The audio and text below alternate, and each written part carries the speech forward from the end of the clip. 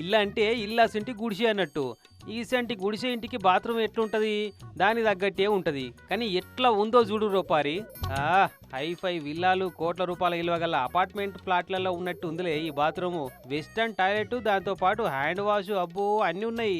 ఇంకా ఈ బాత్రూమ్ లోపలికి పోయే కాడ చూడు కాళ్ళు తుడుచుకునే ఆ రెడ్ కార్పెట్ ఎట్లుందో. అసలు ఈ బాత్రూమ్ కు ఇంతకుముందు చూపెట్టిన గుడిసెకు ఏమన్నా సంబంధం ఉందా? ఇది వేరేటోళ్ళది కావచ్చు అనుకునేరు, కానీ ఇది ఆ గుడిసెలదే. అంటే మొన్నటిదాకా కాదు గాని ఈ గుడిసెలో ఉండే దశరథ్ మాంజీని కలుపుతందుకు వచ్చిన రాహుల్ గాంధీ సార్ వచ్చిపోయిన కాడికెళ్ళి ఈ బాత్రూమ్ వీళ్ళ సొంతమైందన్నట్టు. అసలు కథ ఏందంటే బీహార్ రాష్ట్రం గయా జిల్లాల మౌంటైన్ మ్యాన్ అని పేరు పడ్డ ఈ దశరథ్ మాంజీ ఇంటికి పోయి పలకరించిపోదామని ఫిక్స్ అయ్యిండు రాహుల్ గాంధీ సారు. ఊళ్ళే మొత్తం గుడిసెలు పెంకుటిన్లే, ఇవ్వలికి బాత్రూమ్లు కూడా చక్కగా ఉండయి.